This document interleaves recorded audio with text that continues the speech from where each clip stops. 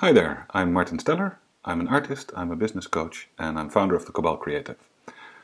Yesterday, a friend sent me an email asking me if I had any tips on how to market his photos. He's a fine art photographer, and he has a new web shop on his website, and could I have a look? Did I have any recommendations?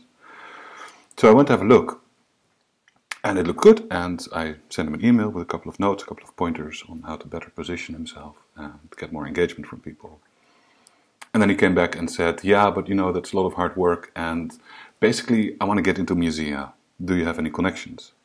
Which is funny, because it's the ultimate shortcut, right? Wanting to get into a museum without having to do the work. It's like somebody working on their first novel saying, I need to get an agent so that I can get a publisher.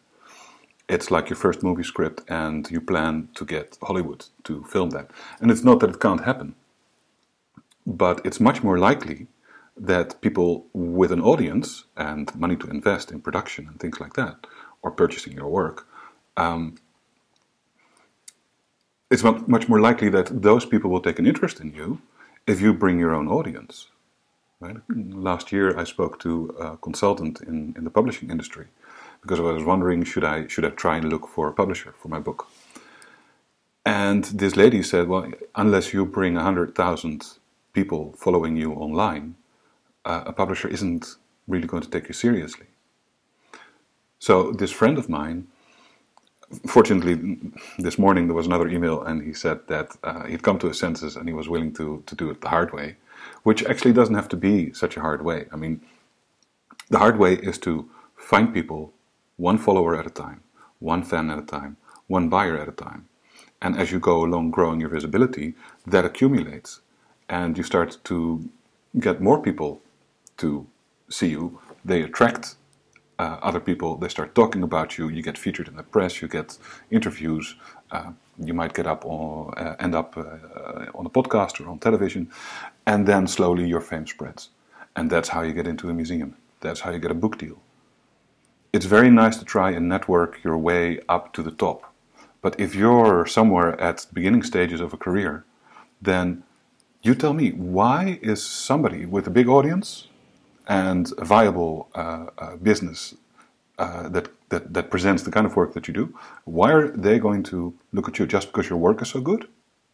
Your chances are a lot better if you do the hard work and you keep plugging away like everybody who ever made it had to do until such time that your fame precedes you. The results speak for themselves.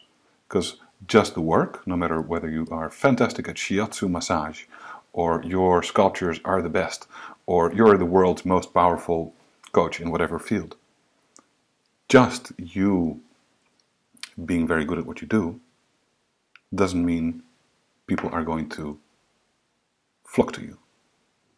You need to show up in such a powerful way that people have no choice but to notice you. And then you'll start to see them come to you. And then you'll start to get in touch with opportunities like a museum or a movie deal or a book deal. All right? That's it for today. So a question to leave you with. What is the thing that you know should be part of your efforts in growing your business or your art practice that you know you should be doing, but you keep putting them off?